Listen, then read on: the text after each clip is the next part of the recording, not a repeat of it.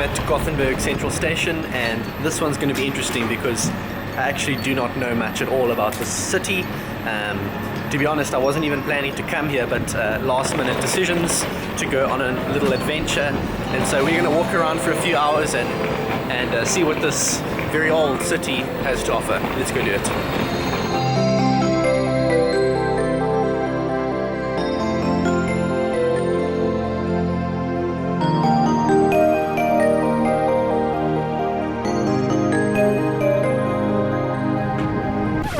Okay, I'm officially the worst tourist ever. I have no idea where I am. I have no idea where I'm going. It's starting to rain now and I've got no cover. I've got no money. I've got no cell phone signal, so I can't Google anything. And I can't speak Swedish. And I have to find my way back to the train station very, very soon, and I have no idea where the train station is. I think I'm probably in the dirtiest part of the city. I've just come from the back there, and there are some really sketchy people walking around. A lot of Russians everywhere. It looked like they want to kill me. I think that way is probably the best way to go. So I'm going to head in that direction, and hopefully I come out the other side alive.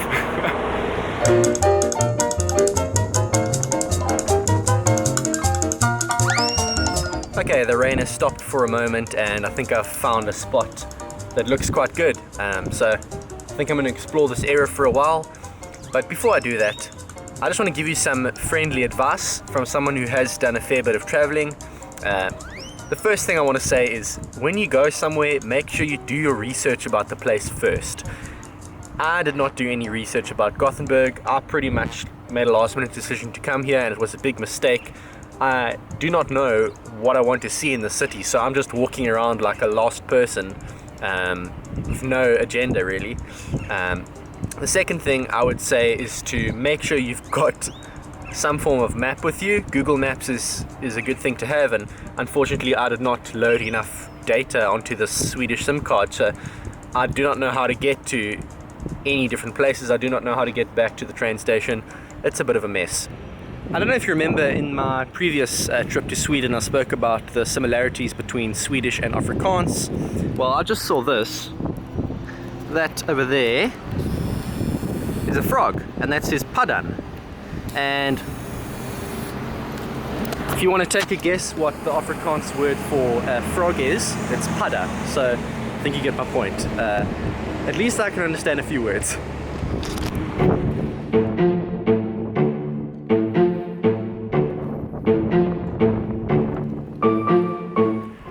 Okay, it looks like I found my way into what must be the old town area of Gothenburg. There are no cars here, there's no roads, it's just foot traffic. Although there's not much foot traffic at the moment. If you look around me, there's maybe one or two people walking around.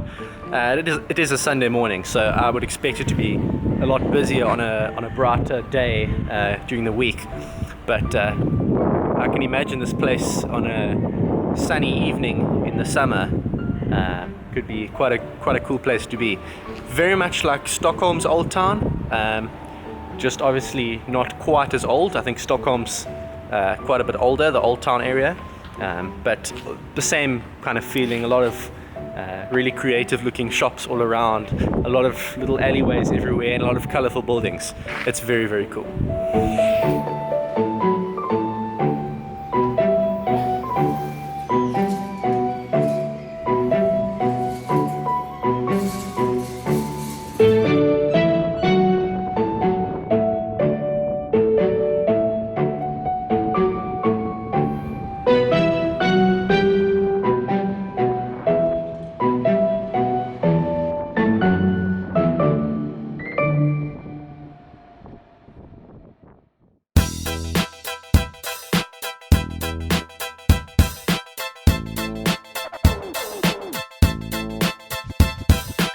Okay, maybe I'm not such a bad tourist after all. I found a pretty sick looking ship.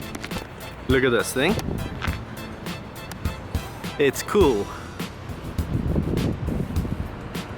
And to make it even cooler, it's called the Viking. Legit. True story, about 10 years ago, I think it was, a wooden sailing boat sailed all the way from Gothenburg Harbor to Elizabeth, in South Africa, that's where I live, using only the sails. That's pretty cool.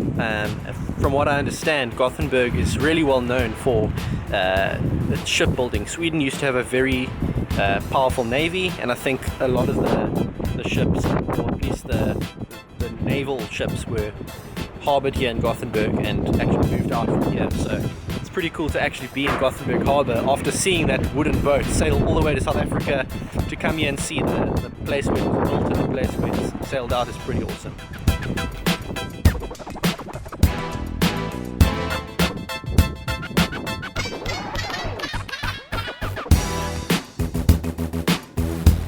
That is the exact boat that I was talking about. That's the one that came to Port Elizabeth about 10 years ago.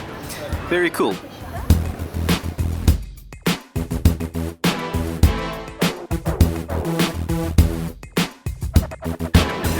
And with that, my 2 hours in Gothenburg comes to an end. I would say it's been pretty successful for the little amount of planning I've done and the little amount of time I had.